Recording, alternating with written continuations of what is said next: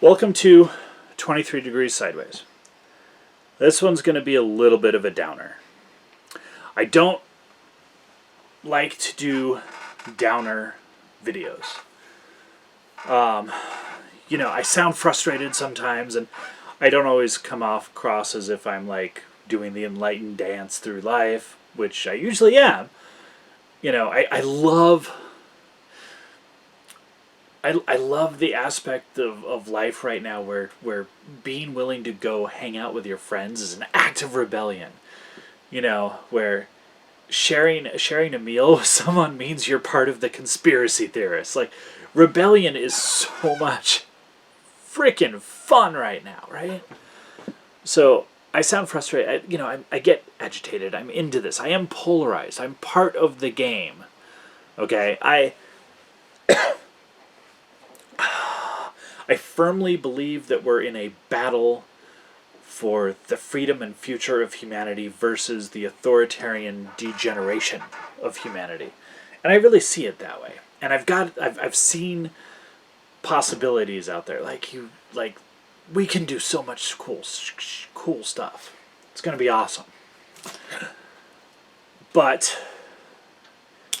the road isn't always straight, easy, and the thing about rebellion is you have to fight.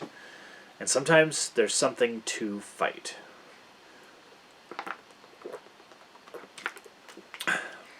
So there's going to be a little bit of a downer going on here. I'm trying to avoid getting into it. I have a family member who works in a skilled nursing facility, and yesterday I lost another two. The COVID got in. Somehow, someone tested positive. It may have come from someone who works at the facility. We don't know how. It could have been an EMT.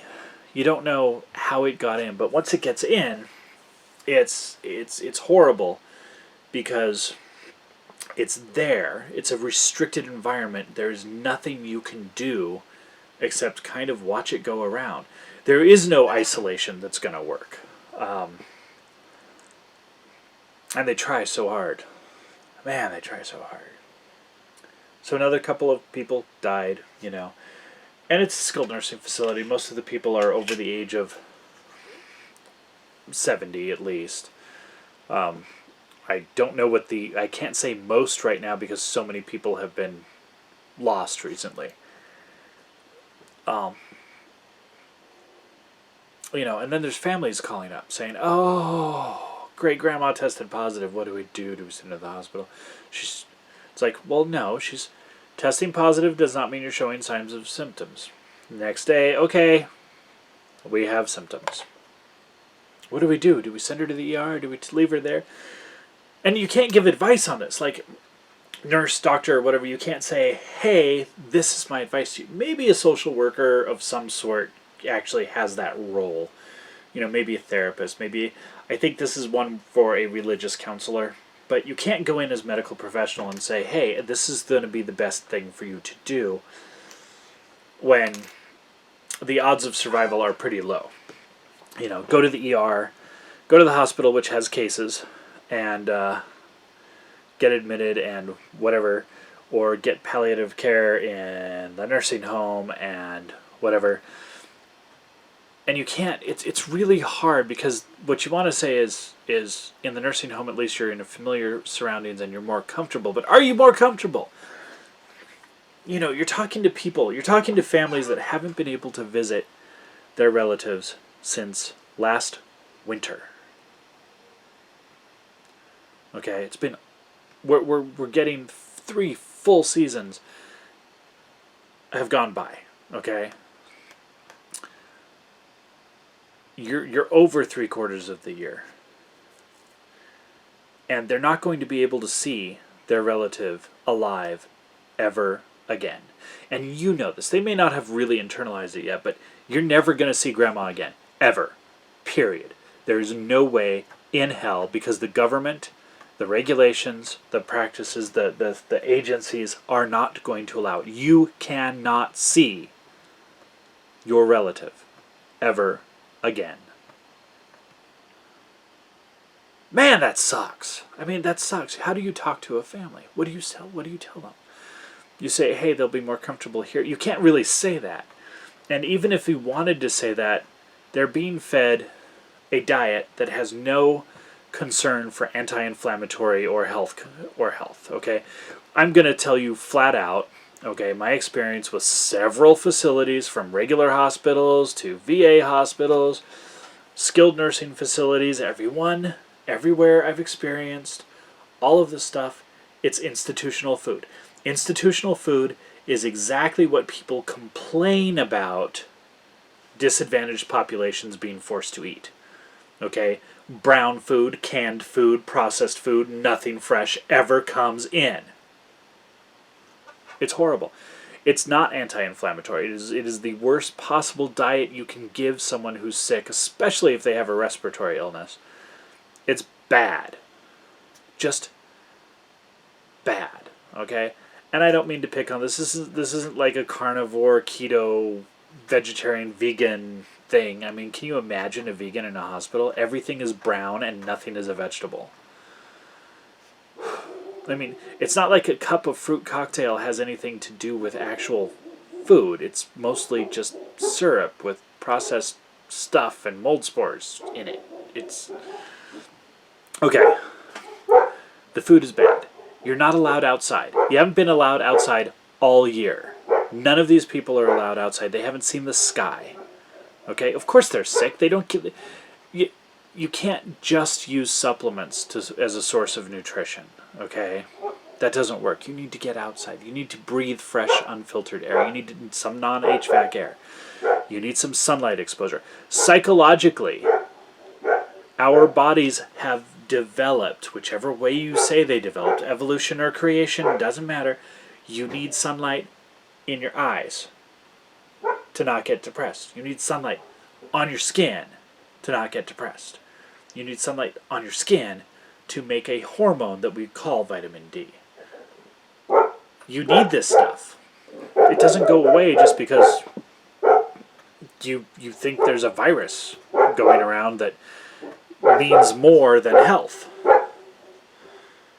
Okay, so you've got these people, they haven't been outside all year.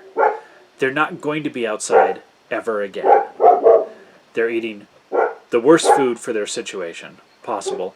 They're restricted to their room. They can't move. Okay? Most of these people can't really get exercise, but a little bit of movement really matters. The least amount of... Some of these people could come back if you actually gave them the right diet, sunlight exposure, and exercise, and they could have better quality of life for 4 or 5 years. I mean, they're old. They're going to die. I get that.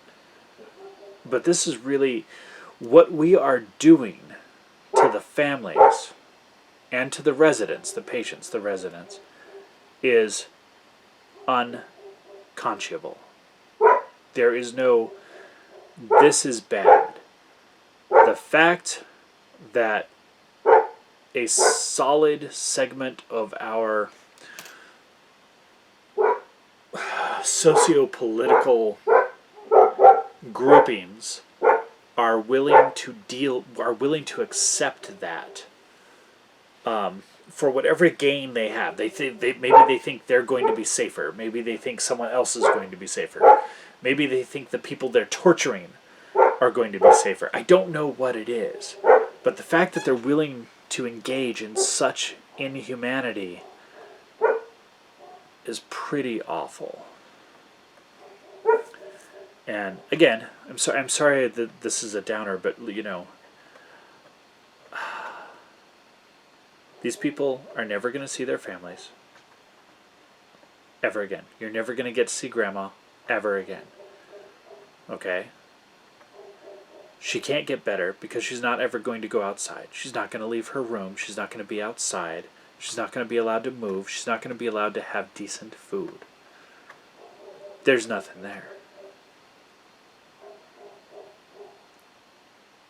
The cost...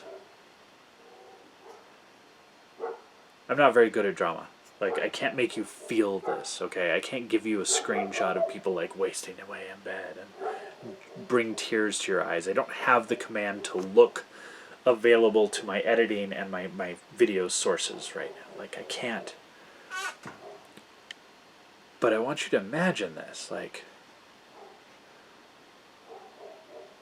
this is bad. These aren't people who are watching videos on the internet. These people mostly do not have access to anything. Okay? Most of them can't reliably read a book right now, right? They need a different level of interaction. You know, the hermit on the mountaintop just reading some books and surfing the web on his ThinkPad and be like, woo!